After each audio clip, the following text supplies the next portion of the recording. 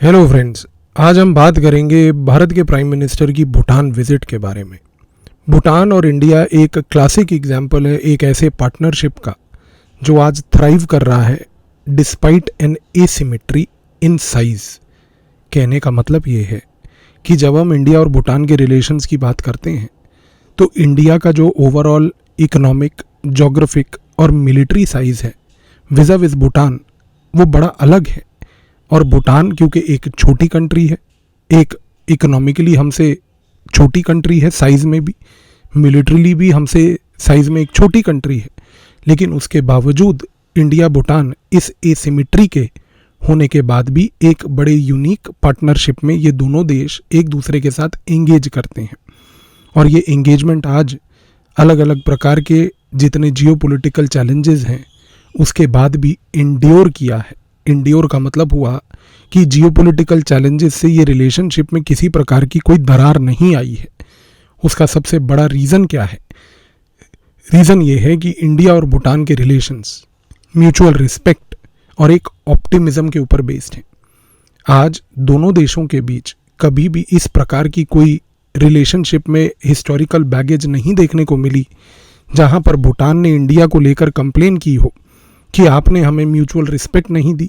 या इंडिया ने कभी कंप्लेन की हो कि भूटान आपने कोई ऐसी कार्रवाई करी है जो मेरे इंटरेस्ट्स के डिट्रीमेंटल है। इस कॉन्टेक्स्ट में एक ऐसी पार्टनरशिप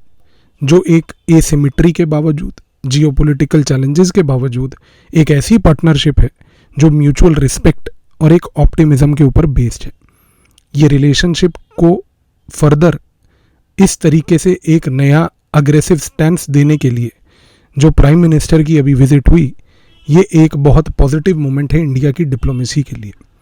आपको यहाँ पर ये समझना है कि भूटान इस मोमेंट पर बहुत सारे चैलेंजेस को मीट कर रहा है, जिसमें सबसे बड़ा चैलेंज भूटान के लिए है अपनी इकोनॉमी को डाइवर्सिफाई करना। भूटान हमेशा से एक एग्रेरियन कंट्री रही है। इस एग्रेरियन कंट्री ने एग्रीकल्चर में ही हमेशा अपने आप को आत्मनिर्भर बनाया है, लेकिन आज जैसे जैसे भूटान में डेमोग्राफिकली उसकी यूथ की पॉपुलेशन बढ़ रही है, भूटान की इकोनॉमी में एग्रीकल्चर के बियॉन्ड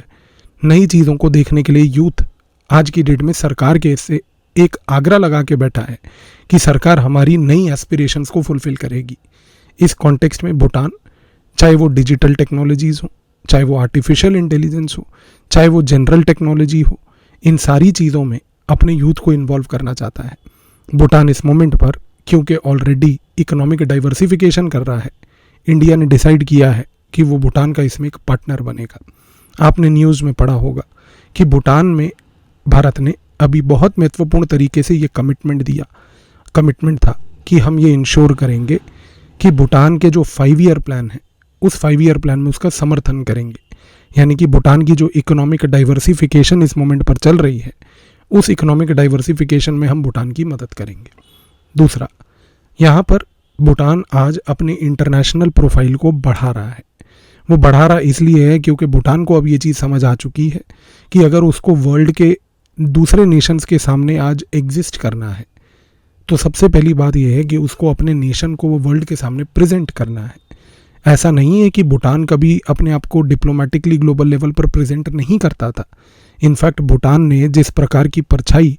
इंटरनेशनल लेवल पर आज ग्रॉस नेशनल हैप्पीनेस के कॉन्सेप्ट से छोड़ी है,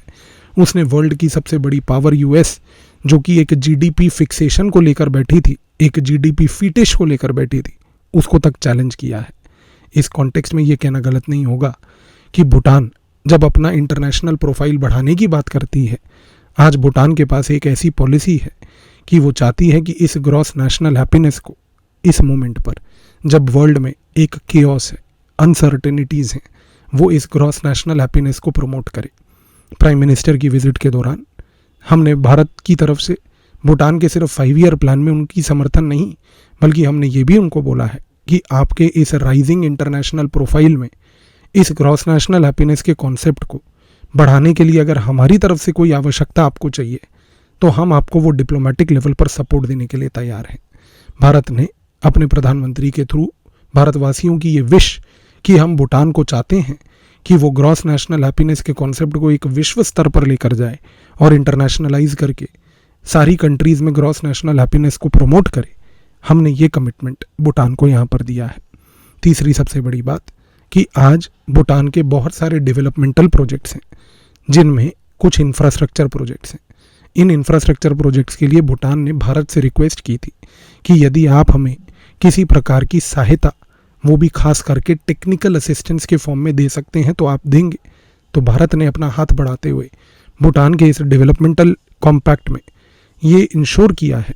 कि आपको जिस भी प्रकार की टेक्निकल असिस्टेंस इंफ्रास्ट्रक्चर डेवलपमेंट के लिए चाहिए वो हम देंगे।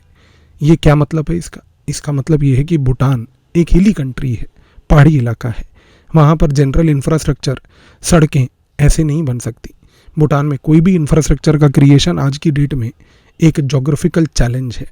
इस जोग्राफिकल चैलेंज को मिटिगेट करने के लिए भूटान को टेक्निकल एक्सपर्टीज़ की आवश्यकता है। ये जो टेक्निकल एक्सपर्टीज़ है ये भारत प्रोवाइड करेगा भूटान को, जो उसने बोला है कि आपको उसके लिए चाहे हमारे इंजीनियर्स की सपोर्ट चाहिए हो, आपको हमारे यहाँ पर टेक्निकल नॉलेज की ज़रूरत चाहिए हो, किसी प्रकार की टेक्निकल एड की ज़रूरत चाहिए हो, हम हर चीज़ को देने के लिए आपके पास इस मोमेंट पर रेडी हैं। ये विज़िट भूटान को भरोसा दिलाती है कि भारत उसके डेवलपमेंट में उसका एक बहुत बड़ा पार्टनर है। और सबसे बड़ी बात, भूलने की बात नहीं है कि भूटान और भारत के बीच में एक स्पिरिचुअल नाता है। भूटान एक ऐसा देश है जहाँ पर बुद्धिज़्म भारत से गया था और आज वही बुद्धिस्ट रेलिक्स दोबारा से इस दोनों देशों के बीच के रिलेशन को एक इस नज़रिए से देखते हैं कि यहाँ पर वो बुद्धिज़्म का फैक्टर दोबारा देखने को मिला, जो बुद्धिस्ट रेलिक्स पिपरवा के केस में अभी देखे गए, जिसके बारे में भारत के प्रधानमंत्री ने ऑफिशियल स्टेटमेंट तक दिया। ये चीज़ उससे प्रूव होती है कि आज भारत और भूटान इन इकोनॉमिक डेवलपमेंट, इंटरनेशनल प्रोफाइल, इन सारी चीज़ों को मद्देनज़र रखते हुए ये नहीं भूल रहे अभी भी कि आज उन दोनों देशों के बीच में जो एक स्पिरिचुअल एलिमेंट है वो किसी तरीके से इरेज हो जाए। इस कॉन्टेक्स्ट में अगर देखा जाए तो ये विज़िट ना ही सिर्फ भारत की तरफ से भूटान को ये भरोसा दिलाती है कि हम आपके साथ आपके डेवलपमेंट, आपकी इकोनॉमी, आपके इंटरनेशनल प्रोफाइल को बढ़ाने में, आपके 5 ईयर प्लान की मदद करने में हम आपके साथ हैं, बल्कि ये भारत और भूटान की रिलेशनशिप और प्रधानमंत्री की विज़िट इसलिए भी एक सक्सेस है क्योंकि समझने की कोशिश कीजिए, जो मैंने आपको वीडियो के शुरुआत में बोला कि ये एक एसिमेट्री है। इस एसिमेट्री को अगर आज ये दोनों देश एक म्यूचुअल रिस्पेक्ट के नज़रिए से सॉल्व कर रहे हैं तो ये विश्व की बाकी कंट्रियों के लिए भी टेम्पलेट है कि अगर आपकी पावर में एसिमेट्री हो, उसके बावजूद भी म्यूचुअल रिस्पेक्ट से रिश्ते मजबूत हो सकते हैं। इसीलिए मैंने एक स्टेटमेंट का प्रयोग किया था कि ये जो भारत और भूटान की विज़िट है,